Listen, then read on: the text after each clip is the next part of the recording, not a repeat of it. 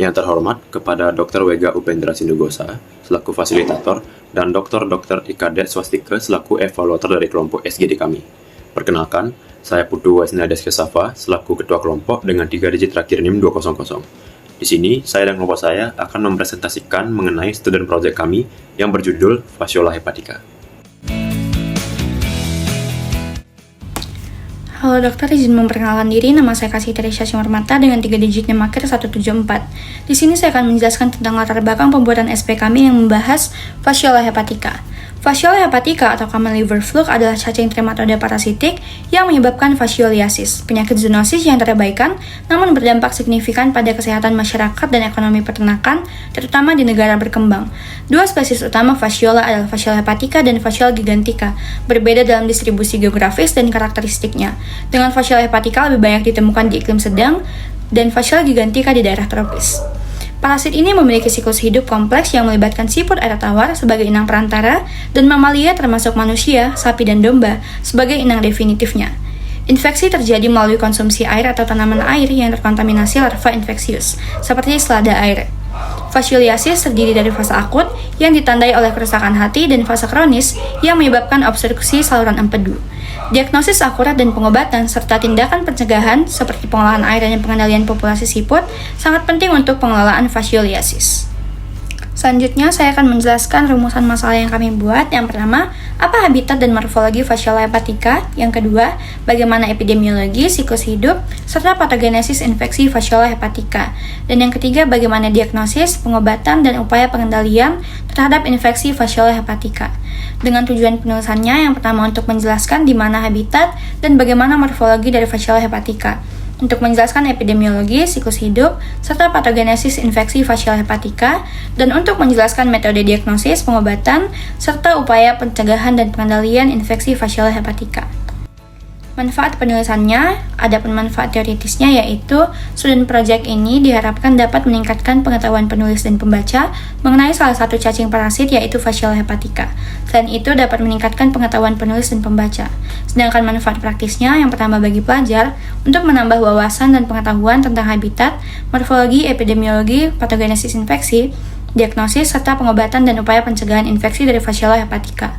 Yang kedua, bagi pendidik untuk menyediakan wawasan tambahan yang dapat digunakan sebagai acuan untuk mendukung informasi yang diberikan saat perkuliahan berlangsung. Dan bagi peneliti lain untuk menambah literatur ilmiah serta membuka peluang baru untuk membuat penelitian terbaru mengenai Fasciola hepatica. Sekian dari saya, akan dilanjutkan oleh teman saya. Terima kasih.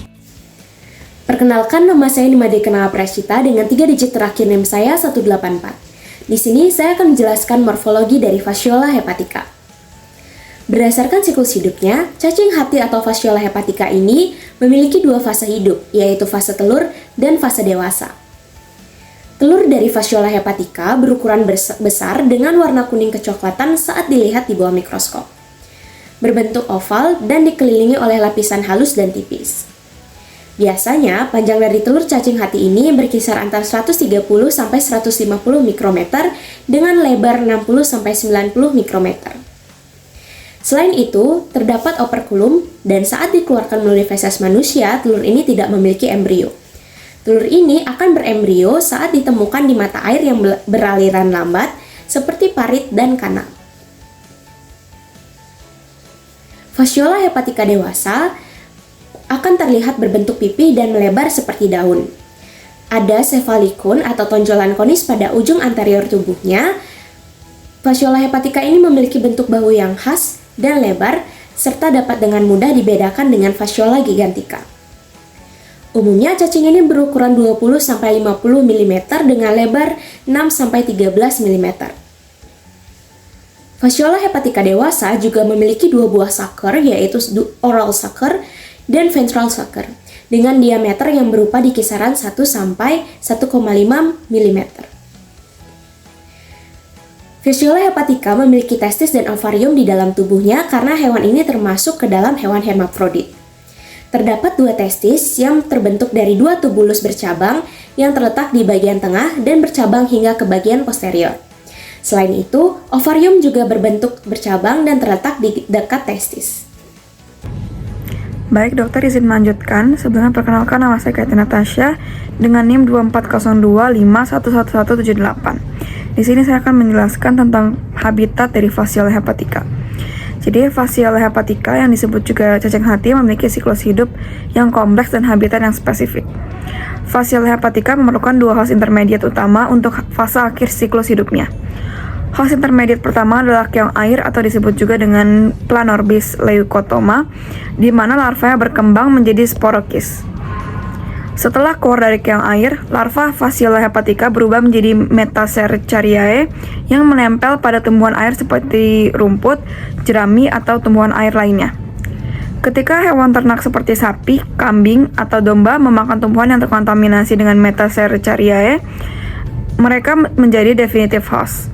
Larva kemudian menembus dinding usus dan menuju ke hati di mana mereka berkembang menjadi dewasa. Fasciola hepatica biasanya ditemukan di daerah subtropis dan tropis, terutama di lahan basah yang mendukung pertumbuhan keong air. Biasanya meliputi area pertanian dan padang rumput di mana hewan ternak seperti sapi dan kambing sering terpapar. Infeksi pada manusia terjadi ketika manusia mengonsumsi tanaman air yang terkontaminasi Metacercariae dari larva dalam keong air. Dengan demikian, habitat Fasciola hepatica meliputi keong air sebagai host intermediate pertama dan tumbuhan air sebagai media transmisinya, serta hewan ternak sebagai definitive host.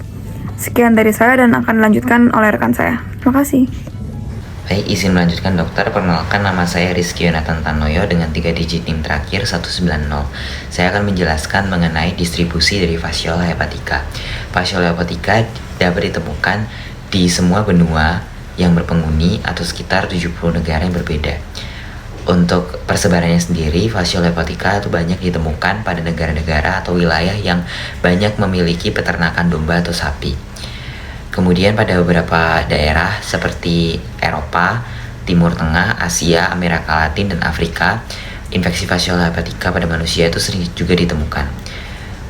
Kemudian infeksi Fasciola hepatica di Amerika Serikat itu sering terjadi akibat adanya imigran yang berasal dari daerah lain.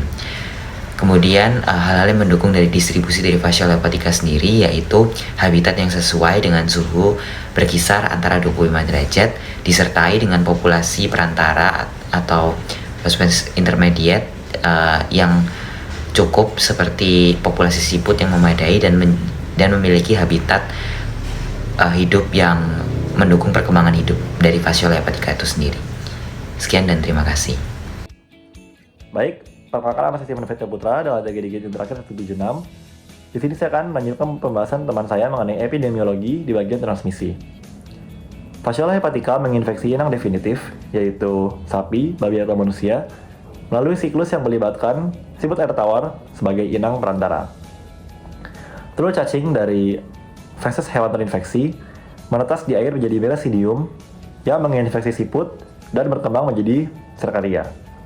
Cercaria keluar, menempel pada tumbuhan air dan membentuk kista Metacercaria yang infektif. Manusia terinfeksi melalui konsumsi tumbuhan air atau air tercemar mentah.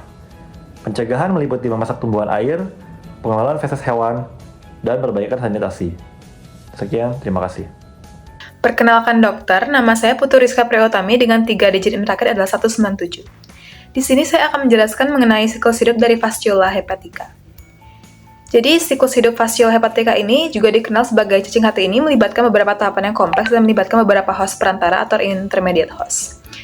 Jadi, untuk cacing dewasa Fasciola hepatica ini hidup parasit di dalam hati dan saluran empedu hewan ternak seperti sapi, domba, kambing, dan rusa.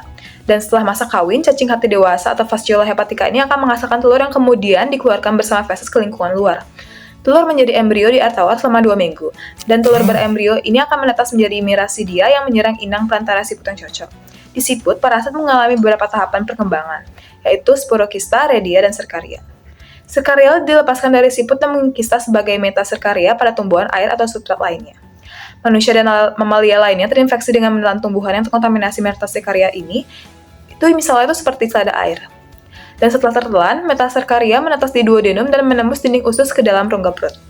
Cacing yang belum matang atau larva ini kemudian bermigrasi melalui parenkim hati ke dalam saluran empedu, yaitu tempat mereka tumbuh menjadi cacing dewasa dan menghasilkan telur. Pada manusia, pematangan dari Metacercaria ini sendiri untuk menjadi cacing dewasa itu umumnya memakan waktu sekitar 3 hingga 4 bulan. Sekian dari saya, materi selanjutnya akan dilanjutkan oleh teman saya. Perkenalkan, saya Niputi Fania Laksmi dengan 3 digit NEMTRA 193. Selanjutnya saya akan menjelaskan patogenesis dan clinical syndrome dari fasciole hepatica. Yang pertama di sini ada acute infection atau infeksi akut, di mana itu metaserkaria dari fasciola hepatica itu berimigrasi dan menyebabkan kerusakan parenkim hati, inflasi dan obstruksi saluran empedu yang dapat berujung pada fibrosis atau pelebaran saluran empedu. Fase akut ini biasanya terjadi sekitar 6-12 minggu setelah infeksi yang ditandai dengan demam tinggi, nyeri kuadran kanan atas, hepatomegali, eosinofilia, dan gejala seperti mual, diare, atau urtikaria. Komplikasi ini jarang terjadi, tetapi infeksi berat dapat menyebabkan nekrosis hati atau asites. Gejala akut biasanya membaik dalam 6 minggu, berlanjut ke fase kronis. Manifestasi ekstrahepatik seperti pneumonitis, eosinofilik, miokarditis, atau vaskulitis cerebral itu jarang terjadi, namun dapat menyebabkan komplikasi sistemik. Perkenalkan, saya Nima Destri Pratnya Putri dengan 3 digit NIM terakhir 186.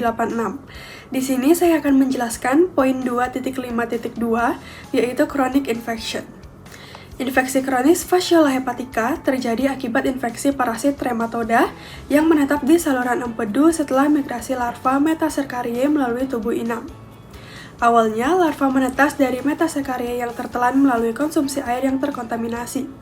Larva ini akan menembus dinding usus kecil dan bermigrasi melalui rongga peritoneal menuju hati.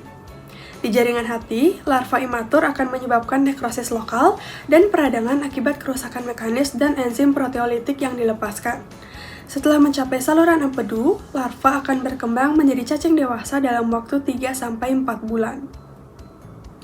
Pada fase kronis, cacing dewasa yang menetap di saluran empedu menimbulkan iritasi mekanis terus-menerus, peradangan kronis, dan hiperplasia epitel ductus biliaris. Fibrosis periduktal terjadi sebagai respons imun terhadap keberadaan cacing dan telur yang mengiritasi jaringan. Selain itu, cacing dewasa mengeluarkan metabolit ekskretori dan sekretori yang memodulasi respons imun inang, menyebabkan proses inflamasi kronis berlanjut tanpa resolusi. Hal ini dapat mengakibatkan kolangitis kronis, obstruksi saluran empedu, dan pembentukan batu empedu. Infeksi jangka panjang dapat menyebabkan hipertensi portal jika fibrosis menyebar ke parenkim hati atau abses hati sekunder akibat infeksi bakteri. Infeksi kronis fasciola hepatica sering bersifat subklinis atau memiliki gejala yang ringan pada tahap awal. Namun, pada infeksi yang lebih berat atau berkepanjangan, pasien dapat mengalami nyeri perut intermiten di daerah epigastrium atau kuadran kanan atas, yang seringkali disertai hepatomegali akibat peradangan dan pembengkakan hati. Ikterus ringan mungkin muncul sebagai tanda obstruksi parsial pada saluran empedu. Anemia juga sering terjadi akibat kehilangan darah kronis dari ductus biliaris yang teriritasi, yang diperburuk oleh gangguan metabolisme besi akibat peradangan sistemik.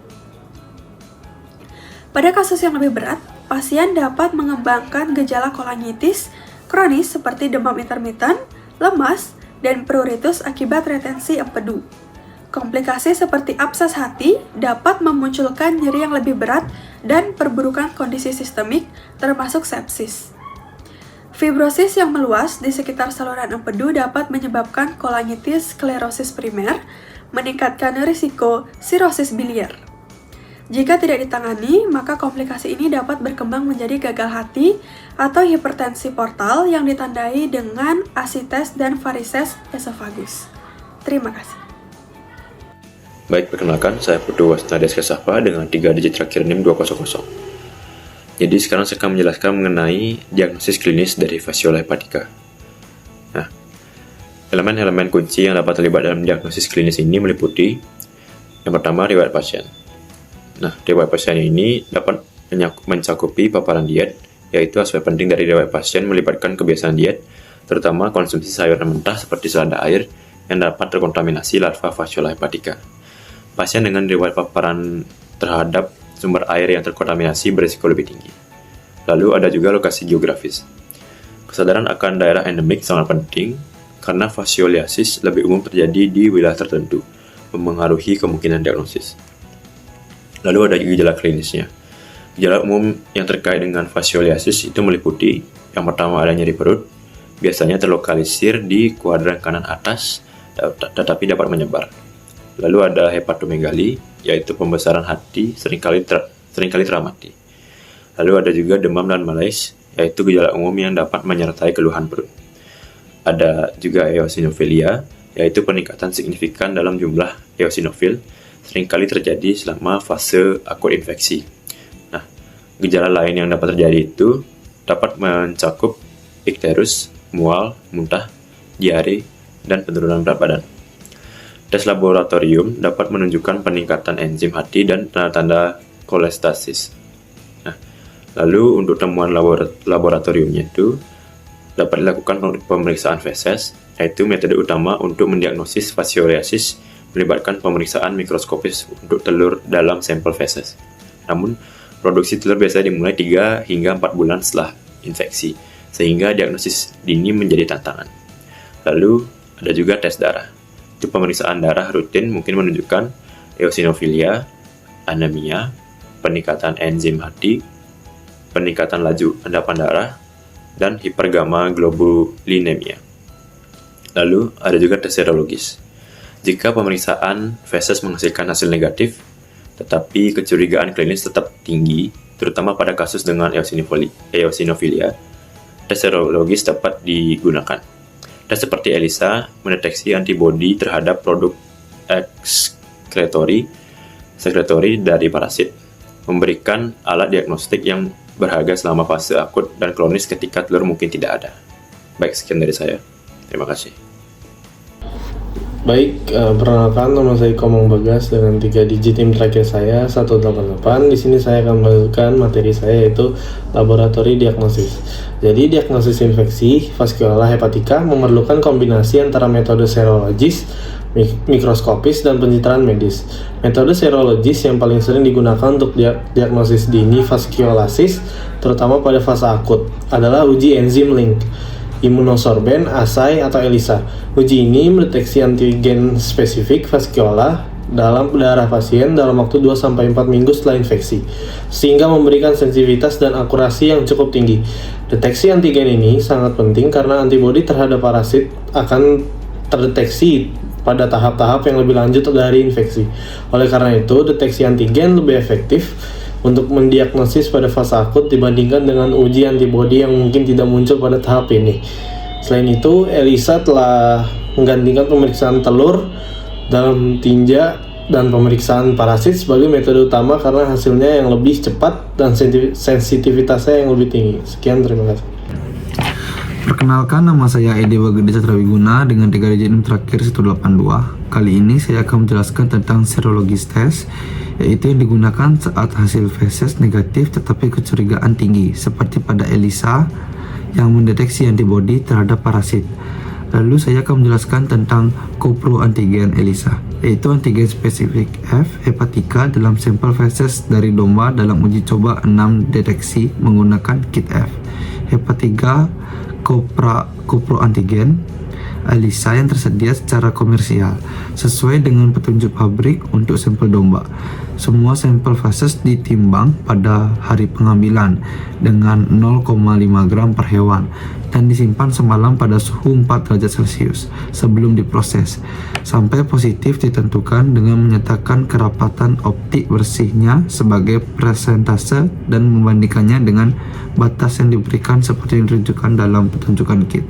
Lalu yang kedua, saya akan menjelaskan tentang indirect ELISA atau ELISA tidak langsung, yaitu ELISA yang dilakukan pada pelat mikrometer seperti yang dijelaskan oleh Buobadia dan Fogbemi 18 dan Ferry et al 19 dengan beberapa modifikasi. Secara singkat, pelat mikrometer yang dilapisi dengan 100 mg antigen sampai dengan 5 mikrogram mililiter yang diencerkan dalam buffer pelapis dengan pH 9,6 per sumur dan diinkubasi semalam pada suhu 4 derajat Celcius. Sekian dari saya, terima kasih.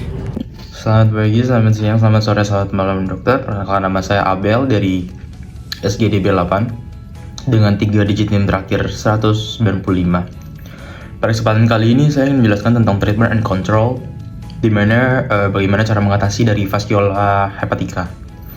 Yang pertama itu pengobatan yang digunakan adalah berfokus pada penggunaan antigen parasit, tentunya dengan perhatian yang khusus pada resistensi obat yang meningkat, serta pengelolaan gejala klinis. Idealnya pengendalian vaskular hepatika mencakup 3 langkah utama, yaitu menghilangkan cacing dari hewan yang terinfeksi, menekan populasi siput yang berperan sebagai inang perantaranya atau host pest intermediate, dan juga mencegah hewan ternak berumput di padang yang terinfeksi oleh siput. Namun dalam kenyataannya, hanya pengobatan hewan yang paling umum dilakukan. Sebelumnya pengendalian siput menggunakan moluskisida dengan metode populer untuk menekan populasi siput di daerah pengembalaan. Namun metode ini kini dilarang di berbagai banyak negara karena dampak lingkungan yang merugikan. Adapun beberapa obat-obat yang dapat digunakan untuk mengatasi vaskular hepatika. Yang pertama itu ada triclabendazole atau disingkat TZBZ. Triclabendazole adalah obat antihelmintik yang sangat efektif melawan vaskular hepatika. Yang ini semua tahap perkembangan vaskular hepatika dengan dosis 10-12 mg per kilogram berat badan. Meskipun efektif, namun obat ini memiliki efek samping yang ringan hingga sedang sampai berat dapat terjadi. Dan dalam kasus infeksi berat, reaksi Jarich-Herxheimer mungkin akan muncul. Obat yang kedua adalah nitazoxanide. Nitazoxanide digunakan sebagai alternatif ketika resistensi terhadap triclabendazole terjadi, bekerja dengan menghambat enzim penting dalam metabolisme parasit. Obat ini juga efektif sekali untuk melawan beberapa protozoa dan cacing lainnya. Meskipun memiliki efek samping ringan yaitu seperti mual. Dan obat yang ketiga adalah natural compounds and phytotherapy. Senyawa alami seperti ekstrak artemisia dan flavonoid juga menunjukkan potensi antiparasit dan memiliki keunggulan ramah lingkungan.